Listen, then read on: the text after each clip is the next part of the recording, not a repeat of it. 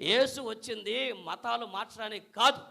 అర్థం యేసుక్రీస్తు ప్రభువారు ఎవరిని ఏ మతం మార్చుకోమని చెప్పలేదు. యోధా మతము కానీ నువ్వు ఇంకో జోరాస్ట్రియన్ మతం ఉంటావా, లేదా ఇంకో మతం ఉంటావు మాకు కాబట్టి దేవునికి చెప్పింది ఒకటే, దేవుని సన్నిధిలో నువ్వు స్తంభముగా ఉండాలి అంటే, ఎంతమైందా, దేవుని యొక్క మందిరంలో నువ్వు స్తంభంగా ఉండాలంటే ఆయన నామాన్ని నువ్వు గైకొని అనగా యేసును అంగీకరించి దానిని నేను ఎరగను అని నువ్వు అనలేదు.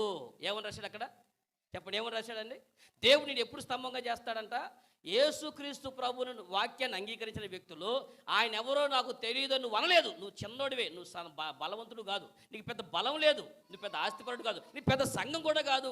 అయినా కూడా అక్కడ రాస్తున్నాడు, అక్కడ ఫిలదెల్ఫియా సంఘానికి రాసినటువంటి ఆ మాటలు అంటాడు, నీవు చిన్నవాడువైనా బలహీనుడువైనా నీకు పెద్ద బలం లేకపోయినా నువ్వు మాత్రము నా నామాన్ని ఎరుగును అని నువ్వు అనలేదు కనుక నా దేవుని మందిరంలో నిన్ను స్తంభముగా చేస్తాను అన్నాడు.